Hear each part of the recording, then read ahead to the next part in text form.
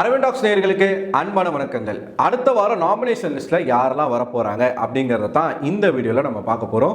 So இந்த big pass அப்படிங்கிறது ஒரு நாளைக்கு முன்கூட்டியே தான் நடக்கும் அப்படிங்கிறதுனால முன்னாடியே நடக்கக்கூடிய சில தகவல்கள் வந்து சோஷியல் மீடியால ஸ்ப்ரெட் ஆகிறது வழக்கம்.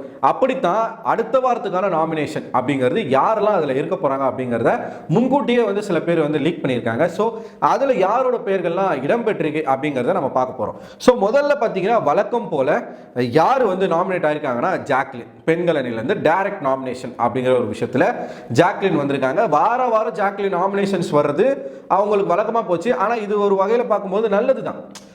எவ்ரி வீக் ஒருத்தர் நாமினேஷனை சந்திக்கிறான் அப்படின்னும் போது நாமினேஷனுக்கான பயம் இருக்காது. அவனோட வளர்ச்சி வந்து கொஞ்சம் கொஞ்சமா அதிகமா இருக்கும். நாமினேட் ஆயிடுவோம், நம்ம போயிடுவோன்ற பயம் இருக்கும். ஆனால் நாமினேஷன் பற்றின ஒரு பயம் இருக்காது. நம்மளை எப்படி இருந்தாலும் பண்ண தான் போகிறாங்க அப்படின்ற ஒரு எண்ணம் இருக்கும்.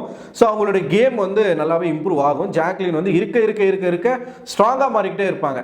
அவங்க ஜாக்லின் போகணுங்க. ஜாக்லின் இந்த வீட்டில் இருக்கிறது பல பேருக்கு ஒரு பிரச்சனையாக இருக்குது. வயிற்றுல புளிய கரைக்குது ஜாக்லின் பார்க்கும்போது.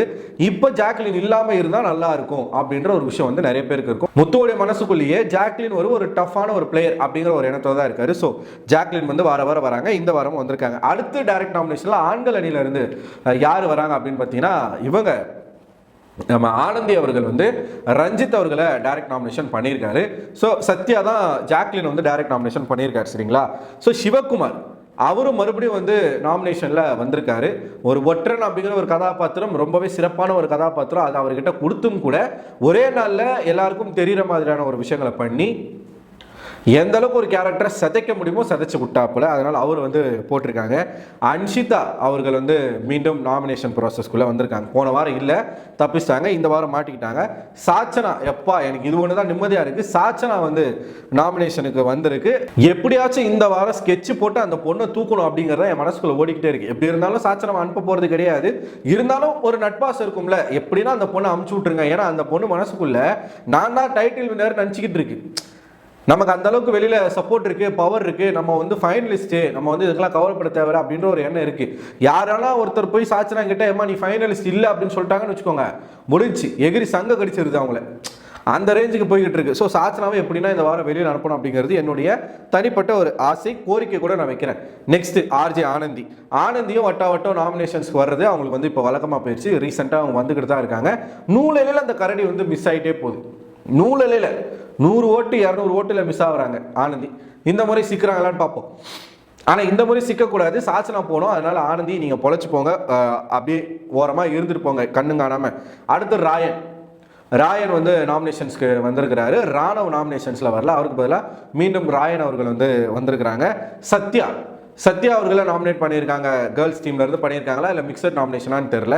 ஏன்னா 2 வீடியோ ஒன்றா சேர்த்துட்டாங்க. இதுக்கப்புறம் நாமினேஷன் ப்ராசஸ் எப்படி நடக்க போகுது, யார் வேணா பண்ணலாம் அப்படின்ற மாதிரி தான் இருக்க போகுது. கடைசியாக விஜய் விஷால். இதில் யார் வரல அப்படின்னு பார்த்தீங்கன்னா சௌந்தர்யா வரல, முத்துக்குமரன் வரல. ஸோ ஓட்டிங்கில் லீடில் யார் இருக்க போறா? ஜாக்லினுக்கு அங்கே வந்து ஒரு டஃப்பான ஒரு சுச்சுவேஷன் இருக்கும். விஜய் விஷாலுக்கு ஒரு டஃப்பான ஒரு சுச்சுவேஷன் இருக்கும். ஏன்னா இவங்களுக்கு தான் இந்த ஓட்டிங் லிஸ்ட்டில் அதிகப்படியான மக்கள் சப்போர்ட் அப்படிங்கிறது இருக்கு. விஷாலுக்கு ஏன் இன்னமும் சப்போர்ட் இருக்கு அப்படிங்கிறது தெரியல. ஏன்னா இதுக்கு விஜய் சேதுபதி தான் காரணம் முக்கியமா. ஏன்னா அவனை பத்தின அந்த நெகட்டிவான விஷயங்கள் எதுவுமே காட்டாம சேனல் வந்து ப்ரொடெக்ட் பண்ணுது. 1 எபிசோட்ல அவனை பத்தின அந்த விஷயங்கள் எதுவுமே வரல. அவன் சௌந்தர்யா பேசுனது, ஜாக்லினை பேசுனதெல்லாம் எதுவுமே வரல. அதனால மக்கள் மத்தியில் என்ன இருக்கு, விஜய் விஷால் ஒரு நல்ல பையன், தங்கமான ஒரு புள்ள, எழிலே, இந்த மாதிரி ஒரு புள்ள நமக்கு பிறக்கணும். சீரியலை பார்த்துட்டு நிறைய பேர் நினைக்கிறது உண்டு. அந்த மாதிரி தான் விஷாலுக்கு வந்து சப்போர்ட் பண்ணிக்கிட்டு இருக்காங்க. ஸோ ஜாக்லினா விஷாலா அப்படிங்கிறது தான் இந்த வாரம் போக போகுது. பொறுத்து இருந்து பார்ப்போம். ஸோ இந்த நாமினேஷன் லிஸ்ட்டில் உங்களுக்கு யார் வெளியில் போனால் நல்லாயிருக்கும்? எனக்கு 100% இல்லை, 1000% சாச்சனா. என்கிட்ட பட்டாசு இருக்கு, சீரியஸாக சொல்கிறேன். சாச்சனா எவிக்ட் ஆனாங்க அப்படின்னா நான் பட்டாசு வெடித்து வீடியோ எடுத்து நம்ம சேனலில் ஷார்ட்ஸ் போடுறேங்க.